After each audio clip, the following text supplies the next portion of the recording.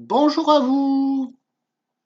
Alors, suite à quelques petites questions, on va revenir sur un exemple d'exercice et par exemple, on va surtout parler du travail en rotation. On en a très très peu parlé en fait, ça n'a pas été présenté dans la théorie, mais par réflexion, c'est quelque chose que vous pouvez retrouver très facilement.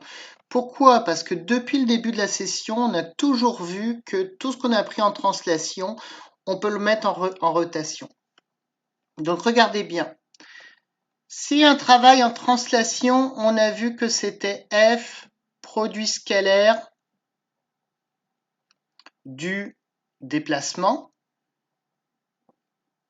Donc voilà. Et bien en rotation, c'est quoi l'équivalent de la force? C'est le moment de force. Quel est l'équivalent du déplacement? C'est le déplacement angulaire.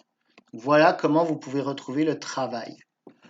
Même chose pour la puissance. La puissance instantanée, on avait vu que c'était F fois la vitesse. Ben, la puissance instantanée en rotation, ça va être quoi? Ça va être le moment fois la vitesse angulaire. L'énergie cinétique, 1 demi de mv carré. L'énergie cinétique de rotation, 1 demi de I oméga carré.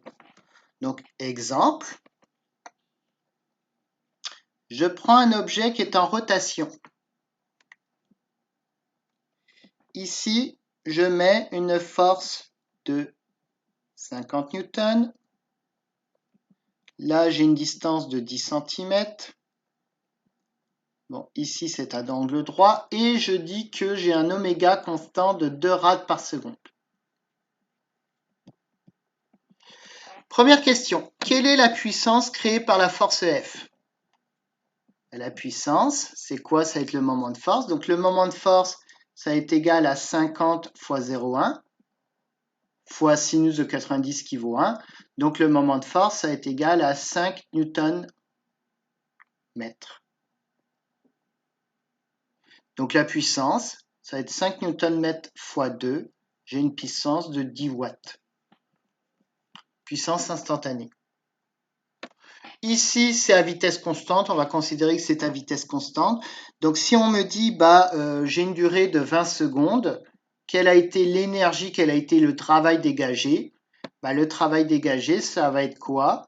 Ça va être donc le moment de force, 5, fois le déplacement. Le déplacement angulaire, ça correspond à 2, la vitesse multipliée par le temps. Donc, ça va me donner 200 joules.